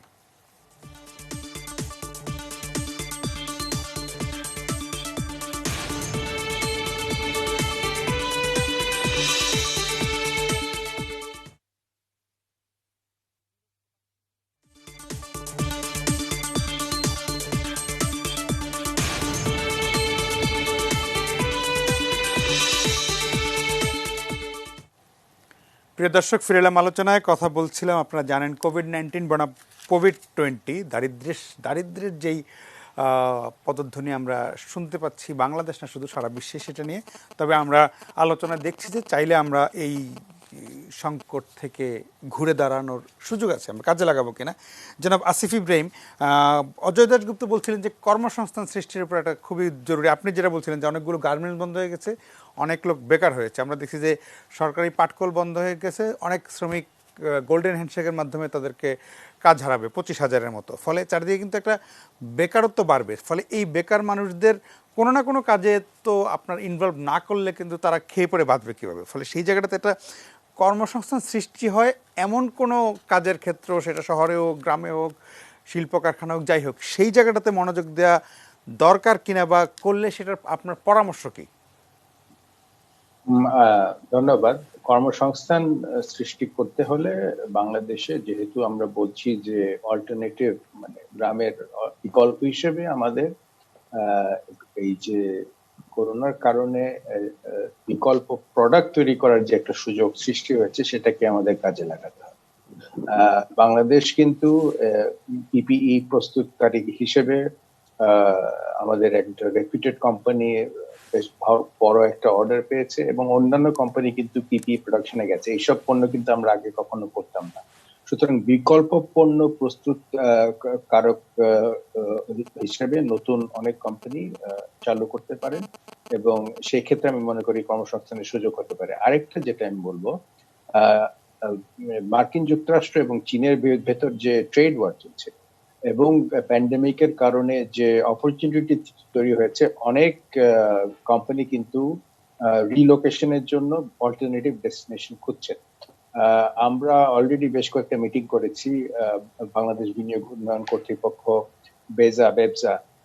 আমরা এই সমস্ত বিনিয়োগকারীদের বাংলাদেশে নিয়ে আসার জন্য যে সমস্ত পদক্ষেপ নেওয়া প্রয়োজন সেগুলো আমরা আইডেন্টিফাই করার চেষ্টা করছি, বিশেষ করে বিনিয়োগকারীদের আইডেন্টিফাই করার চেষ্টা করছি, এবং তাদেরকে যদি আমরা কিছু স্টিমুলাস এবং ইনসেন্টিভ দিয়ে তাড়াতাড়ি নিয়ে আসতে পারি, তাহলে কিন্তু আগামী 1 থেকে 3 বছরের মধ্যে বেশ কিছু ফরেন ডিরেক্ট ইনভেস্টমেন্ট আমরা দেখতে পাবো, এবং সেখানে কর্মসংস্থানের একটা বড় জায়গা হবে হিসেবে। যেটা বিদেশি বিনিয়োগটা এবং যৌথ বিনিয়োগটা, জয়েন্ট ভেঞ্চার যদি আমরা এনশিওর করতে পারি, তাহলে আমি মনে করি সেই ক্ষেত্রে কর্মসংস্থানের একটা ভালো সুযোগ হতে পারে। আমি ওয়ারিটা যে জায়গায়, সেটা হচ্ছে যে এক্সট্রিম পভার্টি যে লেভেলটা 1990 সালের পর থেকে কিন্তু বিশ্বে প্রায় 1 বিলিয়ন যারা হতদরিদ্র, তারা পভার্টি লেভেল থেকে উন্নয়ন হয়েছে, বিশেষ করে একদম যে সমস্ত এলডিসি কান্ট্রি সেগুলোতে। বিশ্বব্যাংকের হিসাব অনুযায়ী $1.90 হচ্ছে তাদের ওই ডেইলি ওয়েজ আর্নিং এর একটা ব্যাপারটা।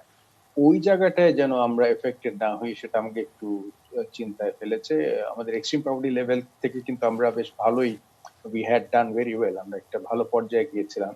তো ওই জায়গাটা আমাদের একটু মনোনিবেশ করা প্রয়োজন। এই জন্যই জুলফিকার ভাই যে সোশ্যাল সেফটি নেটের কথাটা বললেন, it is very very important. Sarkar social safety, যে যার হাতে টাকাগুলো পৌঁছানো প্রয়োজন, তাদের হাতে যেন ঠিক মতো পৌঁছায়, সেই ইমপ্লিমেন্টেশনটা আমাদের এনশিওর করতে হবে। কারণ আরেকটা অর্থনৈতিক, এখানে এক্সপার্ট আছেন জুলফিকার ভাই, ফিসকাল লিকুইডিটি কিন্তু তৈরি করতে হবে, কনজিউমার স্পেন্ডিং কিন্তু আমাদের বাড়াতে হবে। যদি আমাদের এই প্যান্ডেমিক থেকে ইকোনমিক এফেক্টটা যদি আমরা খুব তাড়াতাড়ি বেরোতে চাই, আমাদের স্পেন্ডিং এনকারেজ করতে হবে, এবং স্পেন্ডিং এনকারেজ করার একমাত্র উপায় হচ্ছে জনগণের হাতে লিকুইড ক্যাশ পৌঁছানো। সুতরাং ওই জিনিসগুলো করার জন্য যে সমস্ত পদক্ষেপ নেওয়া প্রয়োজন, সে সমস্ত পদক্ষেপ আমাদের নেওয়া উচিত। একটা খুব ভালো সংবাদ দিতে চাই, আমি টেকনোলজিক্যাল কথা বলছিলাম, তথ্য প্রযুক্তির কথা বলছিলাম। হংকং এ অনুষ্ঠিত ওয়ার্ল্ড ব্লকচেইন অলিম্পিয়াড অনুষ্ঠিত হয়েছে, এবং সেখানে অনেকগুলো দেশ থেকে পার্টিসিপেশন ছিল, Canada, China, Hong Kong, Korea, Mongolia, Netherland, Pakistan, Philippines, Poland, Taiwan, turkey, UK, United states, Vietnam, Bangladesh সেখানে রৌপ্য পদক অর্জন করেছে। সুতরাং হতাশ হওয়ার কিছু নেই। আমাদের ছেলেপেলেরা, নতুন প্রজন্ম, তারা they know how to use the opportunity even during a pandemic. জি জি, জনাব আসিফ ইব্রাহিম, আপনাকে অনেক ধন্যবাদ। সাইফ ইসলাম দিলাল, আপনি আলোচনাটা আসলে মানে আমি যেটা সম্ভাবনা কাজে লাগানোর কথা বলছিলেন, এখন আসলে স্পেসিফিক যদি আপনার কাছে আসি যে মানে সরকারকে কি করতে হবে, প্রাইভেট সেক্টর কি করতে হবে, সেই জায়গায় একদম স্পেসিফিক পরামর্শ চাই আপনার কাছ থেকে। কাকে কি মানে অনেকগুলো সুযোগ, আমি বলছি যে সুযোগ তৈরি হবে দেশে বিদেশে, যেটা আসিফ ভাই বললেন যে ইভেন মানে বিদেশি বিনিয়োগকারীরা আমেরিকা এবং চীনের মধ্যে যে ট্রেড ওয়ার চলছে, সেখানে অনেকেই থার্ড কোনো প্লেস খুঁজবে, সেরকম সম্ভাবনাকে ধরতে হলে তো আমাদের ধরেন আমলাতান্ত্রিক অনেকগুলো সেই প্রস্তুতি, সেখানে কি করার? আচ্ছা, আমি এখানে একটু বলে নিই। আমরা আমাদের ইকোনমিক রিপোর্টার্স ফোরাম, আমি কয়েকদিন মানে মাস 2 আগে আমরা একটা ওয়েবসাইট ওপেন করে আমি আসিফ ভাইকে সেই ইয়েটা দিয়েছিলাম যে করোনা পরবর্তী অর্থনীতি থেকে বাংলাদেশ কীভাবে লাভবান হতে পারে, সেরকম একটা আর্টিকেল জেনারেট করা, যে আমরা এরকম উদ্যোক্তারা বলবেন, আমরা রিপোর্টাররা লিখব। আমি আপনাকে শোর মাঝখানে বলছিলাম যে গণমাধ্যম এদিকে আসতে হবে, যে কীভাবে আমরা লাভবান হতে পারি।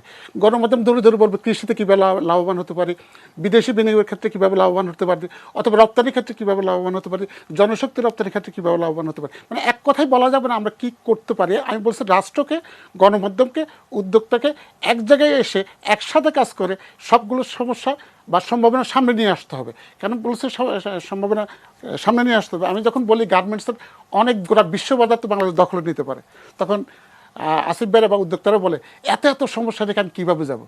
এখন এত এত সমস্যা সমাধানের জন্য সরকারকে বলতে হবে, আবার গণমাধ্যমে একটা জনমত তৈরি করে ফেলতে হবে। আমরা এখন সবাই যদি একসাথে নাম, যেমন আমাদের অর্থনীতিবিদেরা এবার অনেকে বলা বলি শুরু করেছিলেন বাজেটের সময়, বাজেটে করোনাকে অন্তর্ভুক্ত করা হয়নি, বাজেটে করোনাকে অন্তর্ভুক্ত করা হয়নি। অর্থমন্ত্রী সেটাখানে অনেকভাবে নিজেকে ইয়ে করতে চেয়েছেন। আমরা বলি কি সবাইকে করোনা নিয়ে চলতে হবে, আগামীকে করোনাকে চ্যালেঞ্জ নিতে হবে, করোনাকে সম্ভাবনা হিসেবে নিতে হবে, করোনা থেকে কীভাবে লাভবান হতে পারে সেটা দেখাতে হবে। এখন কৃষক মনে করেন উৎপাদন করলো, সে দাম পেল না, তাহলে কি হবে? সে তো আগামী উৎপাদন করবে না। আমরা যদি মনে করি যে পোশাক মালিকেরা অর্ডার পেলো, সে বললো যে আমলাতান্ত্রিক জটিলতা কমিটি সেটা করতে পারে না, ব্যাংক তো টাকা দেয় না। এখন যেটা আসছে যে এসএমই খাতে সরকার একটা প্রণোদনা ঘোষণা করেছে, সে টাকা তো দেয় না। আবার আমাদের যে সাধারণ মানুষের জন্য সরকার যে প্রণোদনার টাকা পাঠাতে, সেটা আরেকজন দুর্নীতিবাদ লুটেপুটে নিচ্ছে, তাহলে সেটা তো তাদের হাতে টাকা যাবে না। গ্রামে যদি টাকা না যায় তার মানুষ বাঁচবে কী করে? কাজ তো করা পরের কথা। সব কিছু মিলে এখানে একটা রাষ্ট্রকে যেমন এগিয়ে আসতে হবে, তার সাথে থাকতে হবে গণমাধ্যমকে। আমি আপনাকে যে কথাটা বলছিলাম, আপনারা যারা সামাজিক যোগাযোগ মাধ্যমে জনপ্রিয়, আমাদের এখানে বড় একটা গণমাধ্যম আছে, তাদেরকে এই সম্ভাবনাগুলো তুলে ধরতে হবে। সম্ভাবনাগুলো মানে নাই নাই নাই বলা, অথবা করোনা শেষ হয়ে যাবে বলা, এর পাশাপাশি যা আছে তাকে কী করে আমরা নিজেরা লাভবান হতে পারি। আমি বলছিলাম ওই যে আপনাকে ঠাট্টা করি যে এখন যদি 1971-এর যুদ্ধ লাগতো, তাহলে সামাজিক যোগাযোগ মাধ্যমে প্রচারণায় আমরা সেই যুদ্ধ জিততে পারতাম না। মানে সবাই কেমন একটা হাস্যরসে বাস্তবতা যেন আমরা হারিয়ে ফেলেছি। মানে সবাই যেন কেমন একটা, মানে সবাই কী নিয়ে কথা বলি, কী নিয়ে চিৎকার করে, আমরা খুব বেশি বৃত্তি নেই। সে বৃত্তির জায়গাটায় যেতে হবে, মানে বিষয়টা কথা বলতে হবে এবং কাজও করতে হবে, মানুষকে সঠিক পথও দেখাতে হবে। তো এতগুলো কাজ কে করবে? মানে সরকার করবে, গণমাধ্যম করবে, উদ্যোক্তা করবে। এবং সেখানে আমি একটা কথা বলি যে আসিফ ভাই যেটা বললেন, চীনের উদ্যোক্তারা অনেকটা বেরিয়ে আসবে মানে বিভিন্ন দেশ থেকে, এই সুযোগটা নেওয়ার সুযোগ কিন্তু আমাদের সবচেয়ে বেশি। কারণ আমাদের, আপনি জানেন, 100টা অর্থনৈতিক অঞ্চলের কাজ পায় শেষ পর্যায়ে, আমাদের 100টা অর্থনৈতিক অঞ্চলের কাজ শেষ পর্যায়ে, আমাদের অনেকগুলো অবকাঠামোগত উন্নয়নের কাজে শেষ পর্যায়ে। আমরা এখন এগুলো যদি মাথায় রেখে আমাদের দীর্ঘদিনের যে ব্যবসায়িক জটিলতা কমছে না কেন, আমরা কেন উপরের দিকে উঠতে পারছি না, সেই বিষয়গুলো নিয়ে সেমিনার, সিম্পোজিয়াম, অনেক আলোচনা। এখন আর আলোচনার কোনো সুযোগ নেই, এখন কাজ মাঠে নামতে হবে, সবাইকে মাঠে নামতে হবে এবং গণমাধ্যমকে সচেতনভাবে সেই জায়গাগুলো ধরতে হবে। প্রয়োজনে আমাদের যে সাংবাদিক সংগঠনগুলো এই উদ্যোক্তাদের বা এই মানুষের কাজে লাগানোর জন্য এই কাজগুলো বেশি বেশি আমরা করতে হবে। আপনি জানেন আমাদের এখন জনশক্তির বোনাসকাল, মানে আমাদের ডেমোগ্রাফিক ডিভিডেন্ড, অর্থাৎ আমাদের এখানে সবচেয়ে যুবক মানুষ সবচেয়ে বেশি। সে যুবক মানুষদেরকে কাজে লাগাতে হবে। ইউরোপে যেখানে এখন যে সংকটে বৃদ্ধদের, নার্স বলেন, আমাদের সেবা খাতে বলেন, সব কিছুতে যে তারা ছাঁটাই করবে, মানে এত বেতন দিয়ে রাখতে পারবে না। কিন্তু আমাদের তো এত বেতন দরকার নেই। আমাদের শ্রমিক মধ্যবাচ্চা পাইতে 20 থেকে 30,000 টাকা, তাকে 60,000 টাকা দিলে সে ওইখানে যাবে। 60-70-1 লাখ টাকা হলে তারা লুপে নেবে। এখন সেই ডিপ্লোমেসিটা করতে হবে, সেই কূটনৈতিক অর্থনীতিটা বাড়াতে হবে। অর্থনীতি বলতে সেই রিসার্চটা কোন দেশে কিসের দরকার। আমি আপনাকে বলতেছিলাম, ইউরোপে যে পরিমাণ বাদাম দরকার, আচার দরকার, প্রাণ দিয়ে পারছে না। আমাদের এক ছোটো ভাই ওই দিন আমার ফোন করে বললো যে ভাই আমাকে কিছু বাদাম দেন। তা আমাকে বাদাম কত লাগবে? বলে পারলে 100 কন্টেনার দেন। আমি হিসাব করে দেখলাম তার অর্ধেকও খরচ হয় না এখান থেকে যদি পাঠায়। পরে দেখি কি বাদাম আমাদের ইম্পোর্ট করতে হয়, মানে বাদামের দেশীয় চাহিদা মিলতে পারে না। কিন্তু বাদামের যে এলাকায় বাদাম চাষ হয়, জমি পড়ে আছে, কেন কৃষক করে না? কৃষক দাম পায় না। এই যে কৃষকের দাম পাওয়ার ব্যবস্থা পাওয়ার তো পাইপলাইনটা তৈরি করে দিতে হবে, যে সেটা এবং তাকে এইখানে হলে দাম পাবে না, এটা যদি আপনি পাঠাতে পারেন বিদেশে তাহলে দাম পাবে। কি পরিমাণ মশলা আমরা আমদানি করি, আপনি সেই হিসাব দেখলে আমরা, সে কিন্তু মশলার জন্য বাংলাদেশ ব্যাংক স্বল্প সুদে ঋণ দেয়, কিন্তু সে কৃষকের কাছে সে খবরটা জানাতে হবে, সে বেশি করে ক্যাম্পেইন জানাতে হবে, আমরা তার বাজারের ব্যবস্থা করে দিতে হবে। আজকে টমেটো, আপনি জানেন টমেটো, গাজর আমরা বাজারে, কারণ বাজারে পচে পড়ে থাকে, সে পাওয়ার ব্যবস্থা করতে হবে। টমেটোর আচার বানিয়ে আমরা কীভাবে টমেটোর জুসকে রপ্তানি করতে পারি, সরকারকে সে উদ্যোগ নিতে হবে। এই দীর্ঘ সময় ধরে অল্প অল্প করে এই কথাগুলো বলে আসছি, এই কথাগুলো কিন্তু শুনেছে সরকার। এই শোনা যদি হয় তাহলে দীর্ঘ 10 বছর লেগে যাবে, এখন একদম একেবারে করে ফেলতে পারে। সেক্ষেত্রে গণমাধ্যম যে এই কথাগুলো বেশি বেশি করে লিড করতে হবে, আপনার লিড নিউজ হতে হবে যে কিভাবে কৃষক টমেটোর দাম পাবে, অথবা বিশ্বের কোন কোন দেশে টমেটোর জুসের চাহিদা আছে, অথবা কোথায় বাদামের চাহিদা আছে। আমি বললাম ওই যে সিলেটের যে ফল এটা কি বলে শতকরা শতকরার আসার নাকি যত দিতে পারে সে লন্ডনে বিক্রি করতে পারবে, সেই শতকরা এখানে বেচতে পারে না। আপনি ভাবেন আমার সে উদ্যোগ তো আছে, সেটাই সুযোগটাকে সম্ভাবনাটাকে কাজে লাগাতে হবে, সবাইকে একসাথে আসতে জি হবে। জি জি আপনাদের সবাইকে অনেক ধন্যবাদ। প্রিয় দর্শক, আমরা আসলে যতটা মানে এই করোনা নিয়ে যতটা আমরা আতঙ্কে থাকি, ভয়ে থাকি বা মনে করি যে সব বুঝি শেষ হয়ে গেল, কিন্তু আসলে সব শেষ হয়ে যায়নি। মানুষের এত বিপুল সম্ভাবনা, মানুষের বিপুল শক্তি, মানুষকে কখনোই মানে হারানো যায় না, পরাজিত করা যায় না। মানুষ ঘুরে দাঁড়াবেই, শুধু সুযোগগুলোকে একটু ঠিকঠাক মতো কাজে লাগাতে হবে। সেটা যারা দায়িত্বে আছেন, সরকারি উদ্যোক্তা, বেসরকারি উদ্যোক্তা, সবাই মিলেই আমাদের সবগুলো কাজে লাগাতে হবে, যাতে এই যে বিপদটা এসেছে সেই বিপদ কাটিয়ে আবার বাংলাদেশের মতো সম্ভাবনা নিয়ে ঘুরে দাঁড়াতে পারে। সবাই ভালো থাকবেন, সাবধানে থাকবেন এবং স্বাস্থ্যবিধি মেনে চলবেন।